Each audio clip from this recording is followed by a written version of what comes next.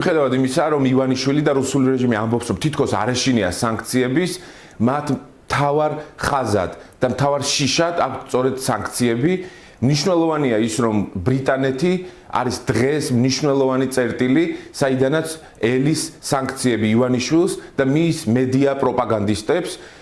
უკვე ჩვენთვის ცხადი გახდა, რომ ირაკლი რუხაძე, იმედის მფლობელი, არის ბრალდებული და გადაწყვეტილება, მის გამამტყუნებელი გადაწყვეტილება მის შესახებ მიღებულია, მას მოუწევს 170 მილიონი გირვანკა სტერლინგის გადახდა იმ თაღლითობისთვის და კომერციული შეთქმულებისთვის, რაც რუხაძემ ჩაიდინა ბრიტანეთის ფარგლებში. დღეს ივანიშვილი, რუხაძე და მისი პროპაგანდისტული მედიები ელიან იმ ტიპის სანქციებს, რომელიც ჩამოშლის ქართული ოცნების ხუხულას, რომელიც მხოლოდ და მხოლოდ ფულზე დგას.